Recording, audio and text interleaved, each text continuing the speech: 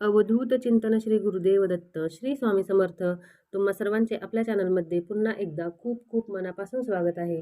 आजचा दिवस तुमचा शुभ जावो. महाराजांच्या कृपेने तुमच्या सगळ्या चांगल्या इच्छा स्वामी महाराज नक्की पूर्ण करोत, हीच मी महाराजांच्या चरणी प्रार्थना करते आणि आजच्या व्हिडिओला सुरुवात करते.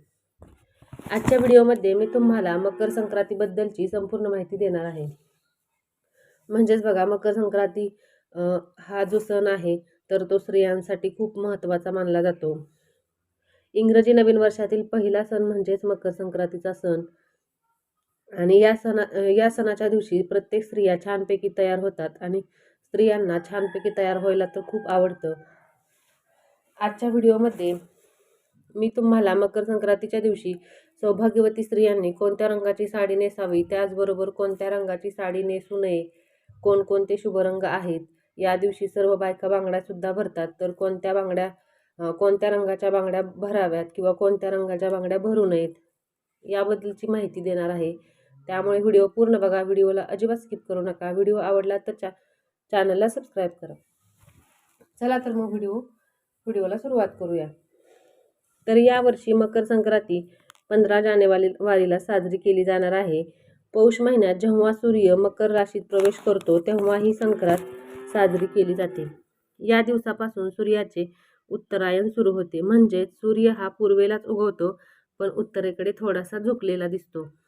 आणि या संक्रांतीपासूनच वातावरणातील थंडी सुद्धा हळूहळू कमी होत जाते.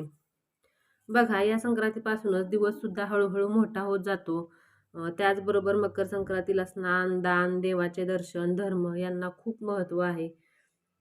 या दिवशी पवित्र नद्यांमध्ये स्नान करण्याला सुद्धा खूप पुण्यकारक मानले जाते.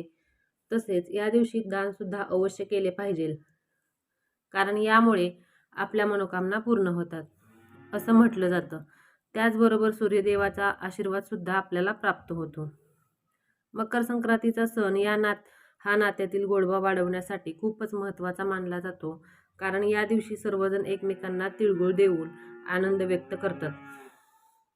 अशा प्रकारे या सणाचे खूप सारे महत्त्व आहे आणि स्त्रियांसाठी हा सण खूप विशेष मानला जातो.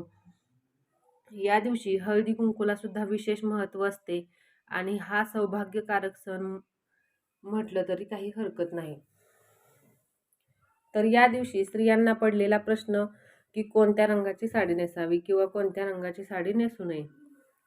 आपल्या हिंदू धर्मात प्रत्येक रंगाचं वेगळं असं अनन्यसाधारण असं महत्त्व आहे, कारण प्रत्येक रंग आपल्याला वेगळीच ऊर्जा प्रदान करतो. काही रंग सकारात्मक शुभ लहरी प्रदान करतात आणि काही रंग अशुभ मानले जातात, नकारात्मकतेचं प्रतीक मानले जातात. पण आपल्या हिंदू धर्मात काही रंग असे आहेत की ते खूप शुभ मानले जातात. पहिला जो शुभ रंग आहे तर तो आहे हिरवा. कारण बघा, हिरवा रंग सौभाग्यतेचं प्रतीक मानला जातो. कारण नवरी जेव्हा लग्नामध्ये सुद्धा हिरव्या रंगाचा चुडा भरत असते. लग्न झाल्यावर सुद्धा महिला हिरव्या रंगाच्या बांगड्या भरतात, कारण यामुळे त्यांच्या पतीचं आयुष्य वाढतं असं हिंदू धर्मशास्त्र सांगतं. त्याचबरोबर हिरवा रंग हा निसर्गाशी सुद्धा संबंधित असल्यामुळे एक वेगळीच ऊर्जा आपल्याला मिळते. शास्त्रात सुद्धा हिरव्या रंगाला खूप महत्त्व आहे. आपण देवीची ओटी भरण्यासाठी सुद्धा हिरव्या रंगाचा ब्लाऊज पीस घेतो. त्याच्यावरूनच आपल्या लक्षात येतं की हिरव्या रंगाला किती सारे महत्त्व आहे. त्यामुळे संक्रांतीला हिरव्या रंगाची साडी तुम्हाला शक्य असेल तर आवर्जून नेसा. नसेल तर लाल रंग सुद्धा आपल्याला आपल्या हिंदू धर्मशास्त्रामध्ये खूप शुभ रंग मानला जातो. तर तुम्ही लाल रंगाची सुद्धा साडी नेसू शकता, कारण देवीची पूजा मांडणी करताना सुद्धा आपण लाल रंगाचे वस्त्र पाटावरती टाकतो. लाल रंग सुद्धा माता लक्ष्मीला अत्यंत प्रिय आहे. आणि त्याचबरोबर आपल्या सौभाग्यामधील एक महत्त्वाची गोष्ट म्हणजे आपलं कुंकू. तर ते कुंकू सुद्धा लाल रंगाचंच असतं. त्यामुळे लाल रंग सुद्धा खूप शुभ आहे. हा रंग उत्साह, सौभाग्य, धैर्य, उमंग आणि नवीन जीवनाचे प्रतीक मानला जातो. त्यामुळे शक्य झाले तर लाल रंगाची साडी सुद्धा तुम्ही नेसू शकता. त्याचबरोबर तुम्ही केशरी रंगाची सुद्धा साडी नेसू शकता, कारण केशरी रंग हा सूर्योदय आणि सूर्यास्ताचा रंग आहे. केशरी रंग त्याग, ज्ञान, शुद्धता आणि सेवेचं प्रतीक आहे.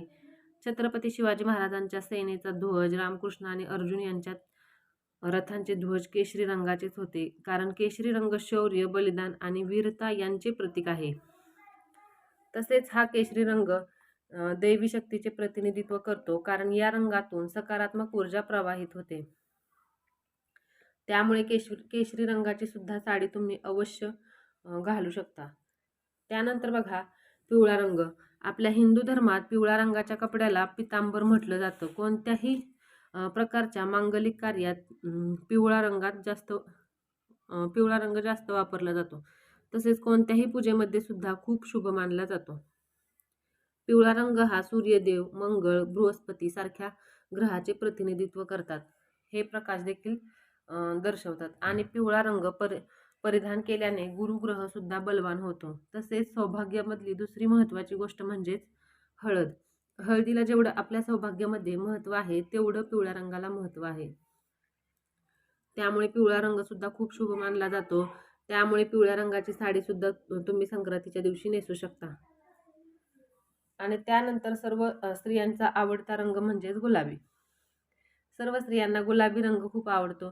गुलाबी रंग हा प्रेमाचा रंग मानला जातो. तसेच हा रंग आनंदाचं प्रतीक सुद्धा मानला जातो. गुलाबी रंग हा नेहमीच स्त्रियांना आकर्षित करतो. गुलाबी रंगाचे कपडे परिधान केल्यामुळे आपले मन सुद्धा प्रसन्न होते आणि एक वेगळीच ऊर्जा आपल्याला मिळते. आणि बघा गुलाबी रंगामुळे सुख समाधान येतं आणि मन सुद्धा आपलं प्रसन्न राहतं. आणि त्यामुळे गुलाबी रंगाला सुद्धा अनन्यसाधारण असं महत्त्व आपल्या धर्मशास्त्रामध्ये आहे. त्यामुळे तुम्ही गुलाबी रंगाची साडी सुद्धा आवर्जून नेसू शकता. आता मी जे रंग तुम्हाला सांगितले तर ते शुभ रंग आहेत. आणि या रंगाचे कपडे संक्रांतीच्या दिवशी परिधान केल्यामुळे बाहेरची ऊर्जा शोषून घेतात आणि आपले शरीर सुद्धा उबदार ठेवतात. तसेच थंडीपासून आपलं संरक्षण व्हावं म्हणून गडद रंगाचे कपडे या दिवशी घातले जातात. त्याचबरोबर तुम्ही चिंतामणी कलर, राणी कलर, क्रीम कलर, पोपटी कलर अशा रंगाच्या साड्या सुद्धा नेसू शकता. आता आपण बघूया की या दिवशी कोणत्या रंगाची साडी नेसायची नाही. तर आपल्या हिंदू परंपरेमध्ये संक्रांती देवीने ज्या रंगाचं वस्त्र परिधान केलेलं असतं, तर त्या रंगाची साडी किंवा वस्त्र या दिवशी आपल्याला परिधान करायचे नसते. म्हणजेच ही पद्धत पूर्वीपासून चालत आलेली आहे. संक्रांत जवळ आली की प्रत्येक जणीला हा प्रश्न पडतो की यावर्षी संक्रांत कशावर आलेली आहे, आणि तो रंग आपण पूर्णपणे वर्ज करतो. पण यंदा संक्रांत काळ्या रंगावर आलेली आहे. त्यामुळे संक्रांतीला यावर्षी काळ्या रंगाची साडी चुकूनही नेसायची नाही. आपल्याला माहिती आहे की आपल्या हिंदू धर्मामध्ये काळा रंग अशुभ मानला जातो. कोणत्याही शुभ कार्यात किंवा देवकार्यात काळा रंग आपण वापरत नाही. पण मकर संक्रांत हा असा एकमेव सण आहे की या सणाला काळ्या रंगाची साडी आवर्जून घातली जाते. पण यावर्षी संक्रांती देवीने काळ्या रंगाचे वस्त्र परिधान केलेले आहे. त्यामुळे आपल्याला काळ्या रंगाचे वस्त्र संक्रांतीच्या दिवशी घालायचे नाही. त्यानंतर बांगड्यांबद्दल सांगायचं झालं तर प्रत्येक स्त्रिया संक्रांतीला बांगड्या भरतात. 16 शृंगारामध्ये बांगड्यांचा समावेश असतो. त्यामुळे आपल्या हिंदू धर्मशास्त्रात बांगड्यांना सुद्धा खूप महत्त्व आहे. तर तुम्ही हिरव्या रंगाच्या बांगड्या घालण्याचा प्रयत्न करा, कारण हिरवा रंग शुभ आणि सौभाग्य प्राप्तीचं प्रतीक मानलं जातं. आणि असं सुद्धा म्हणतात, हिरव्या रंगाच्या बांगड्या घातल्याने त्यांच्या सौभाग्यामध्ये वाढ होते, म्हणजेच आपल्या पतीचे आयुष्य वाढते, असे हिंदू धर्मशास्त्र सांगते. त्यामुळे तुम्ही हिरव्या रंगाच्या आणि काचेच्या बांगड्या घाला. बांगड्या घालताना एका हातामध्ये 6 आणि दुसऱ्या हातामध्ये 7 बांगड्या घाला. याच्यापेक्षा जास्त बांगड्या घातल्या तरी चालेल, फक्त एका हातामध्ये 1 बांगडी जास्त घालायची आहे.